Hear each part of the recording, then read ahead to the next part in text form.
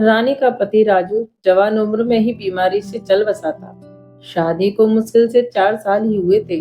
रानी विधवा हो गई तो उसकी जिंदगी जैसे थम सी गई। घर में 4 लोग थे, ससुर हरिराम जी, छोटा देवर मुकेश, सास और वह खुद। लेकिन पति के जाने के बाद उसे ऐसा लगता था जैसे पूरा आंगन सुनसान हो गया हो। रात को चारपाई पर लेटकर वह अक्सर सोचती थी, इतनी जल्दी मेरा सुहाग क्यों छिन गया। मैंने तो अभी जीना शुरू ही किया था। हरी राम जी उम्र में बूढ़े जरूर थे, लेकिन दिल के नरम इंसान थे। वे बहू से समझते, उसकी दर्द देखते, हर वक्त उसे संभालने की कोशिश करते। कभी कहते, बहू हिम्मत रख, घर तुझसे ही रोशन है। कभी आंगन में बैठकर उसका हाल चाल पूछते, कुछ चाहिए तो बता देना, अब तू ही इस घर की बेटी भी है और बहू भी। इन शब्दों में रानी को सुकून मिलता था, लेकिन दिल में कोने में कहीं न कहीं उसे लगता था यह सुकून कुछ ज्यादा ही गहरा है। मुकेश अभी जवान था, 20-22 साल का। उसकी आंखों में शरारत भी थी और मासूमियत भी।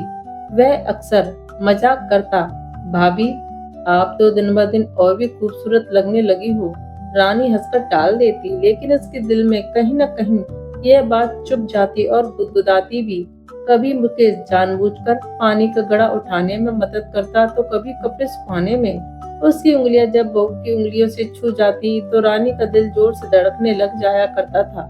रानी का दो तरफ से उलझने लगी थी। एक तरफ ससुर का सहारा तो दूसरी तरफ देवर की शरारती नजरों का खिंचाव।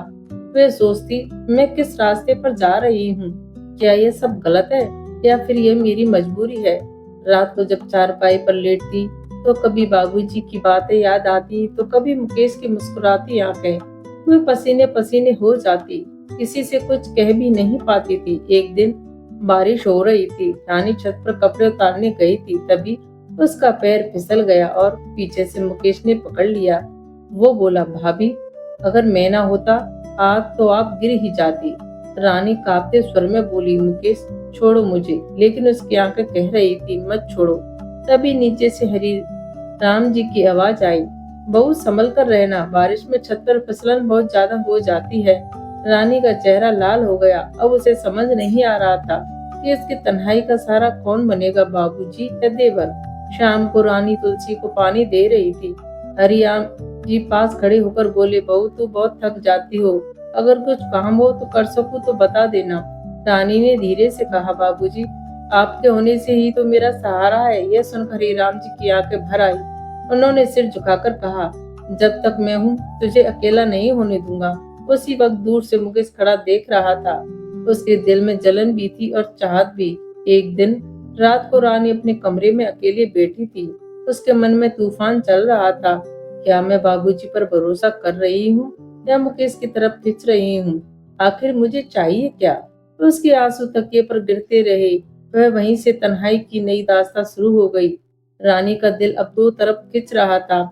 ससुर हरिराम जी की देखभाल और नरमी उसे अपना ने देती थी, वहीं देवर मुकेश जवान, आंखों में एक अलग ही चमक थी।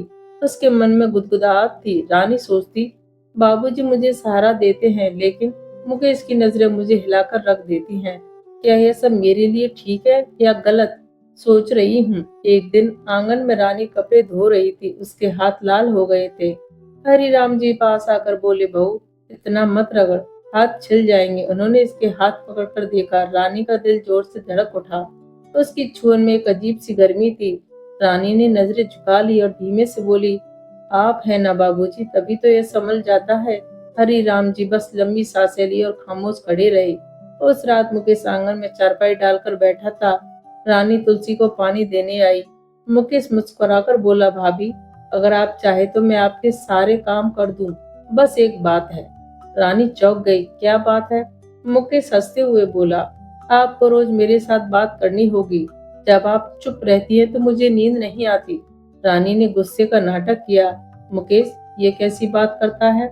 लेकिन रानी के दिल में ऐसी कोई मीठा तार तर गया था। अब घर का माहौल बदलने लगा था। जब रानी बाबूजी से बात करती तो मुकेश जलने लगता, और जब रानी हंसकर मुकेश की बात सुनती तो बाबूजी चुप हो जाते। रानी इस खिंचाव को समझ रही थी, लेकिन चाहकर भी कुछ नहीं कर पा रही थी। उसकी तन्हाई अब और गहरी होती जा रही थी। एक दिन मुकेश खेत से लौट कर आया, पसीने से भीगा हुआ था। उसने कहा, भाभी जरा पानी दे दो। रानी ने मुकेश को गिलास पकड़ाया तो मुकेश ने उसका हाथ पकड़ लिया और कहने लगा, भाभी अगर आप मेरा हाथ दे दो तो मुझे और कुछ नहीं चाहिए। रानी का दिल कांप गया। उसने हाथ छुड़ाकर कहा, मुकेश ऐसी बातें मत कर। लेकिन उसकी आंखें कह रही थी, तू जो कह रहा है वे मेरे मन में बहुत करीब है।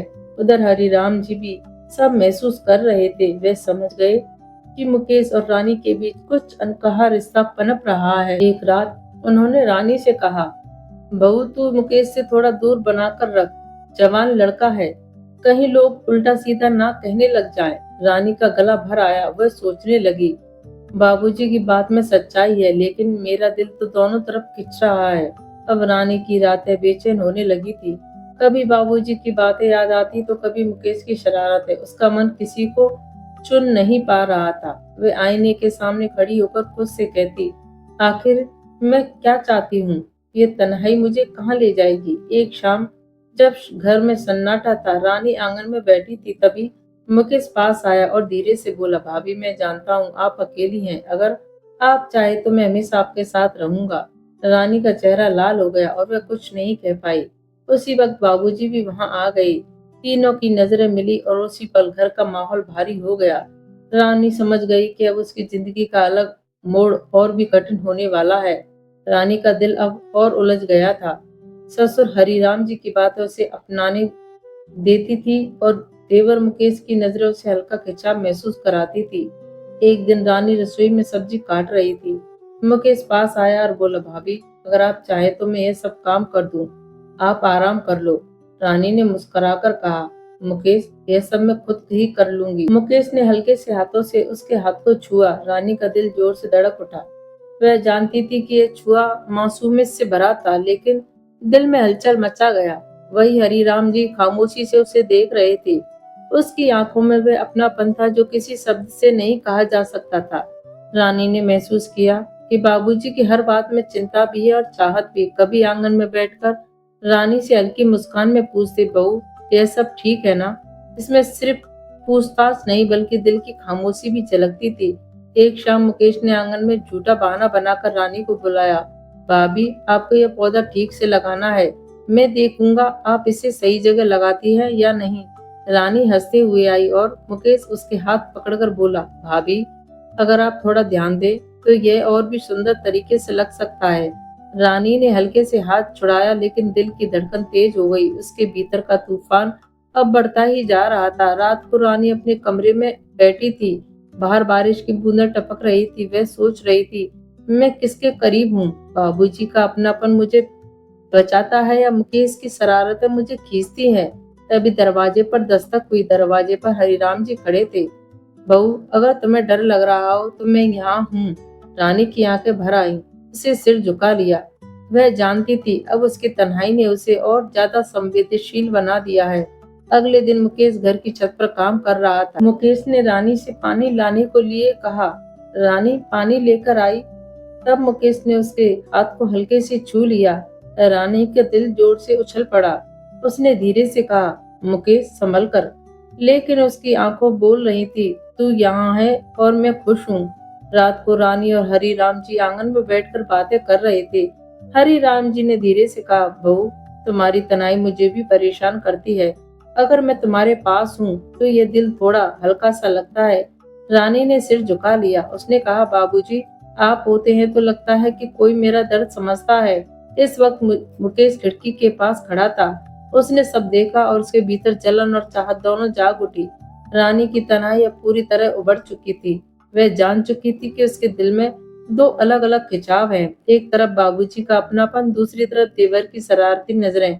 उसने महसूस किया कोई भी कदम बिना सोचे समझे नहीं उठाया जा सकता, लेकिन दिल की आवाज उसे रोक रही थी। तन्हाई और खामोशी उसके दिल में तूफान पैदा कर रही थी।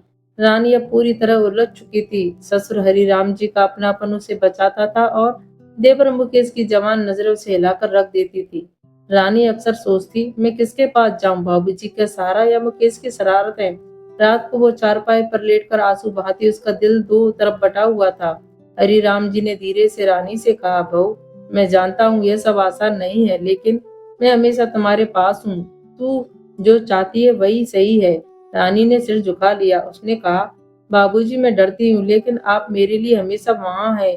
हरी राम जी ने उसे हल्का सा चूमकर सुकून दिया। उसकी आंखों में वही अपनापन था जो शब्दों में बयां नहीं किया जा सकता था।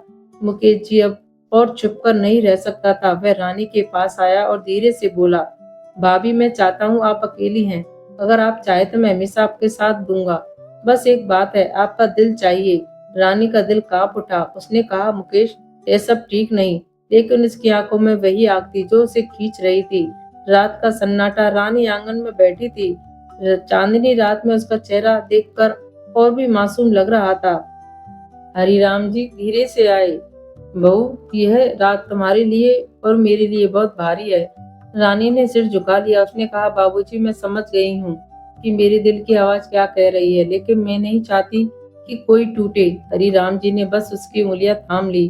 तभी मुकेश भी पास आया। उसने धीरे से कहा, भाभी, मैं जानता हूँ ये सब गलत है, लेकिन मेरा दिल आपको चाहता है। रानी ने धीरे से कहा, मुकेश, दिल और मर्यादा के बीच का फर्क समझो। उस वक्त उसने महसूस किया कि दिल की आवाज और समाज की मर्यादा दोनों को संभालना अब उसकी जिम्मेदारी थी। रानी ने तय किया कि वे किसी के साथ खुलकर नहीं जाएगी। ससुर और देवर दोनों के लिए उसका प्यार अलग अलग था, लेकिन समाज की मर्यादा उसे रोक रही थी। अब वह घर की तनाई और खामोशी थी, लेकिन इस बार उसकी आंखों में शांति और समझदारी थी।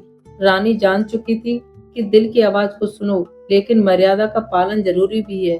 कभी कभी प्यार दिखता नहीं, लेकिन महसूस किया जा सकता है। दोनों इस कहानी ने दिखाया है कि दिल और समाज के बीच का संघर्ष कभी आसान नहीं होता। रानी ने अपने दिल की प्यास को महसूस किया। ससुर और देवर ने भी उसकी चाहत को महसूस किया, लेकिन मर्यादा और समझदारी ने सबको बचा लिया। तन्हाई भी उसका रिश्ता जिंदा रहा। तो दोस्तों, यह थी ससुर, बहू और देवर की कहानी। कमेंट्स करके बताएं, अगर आप रानी की जगह होते तो क्या करते। कहानी पसंद आई हो तो वीडियो को लाइक और चैनल को सब्सक्राइब करना ना भूलें।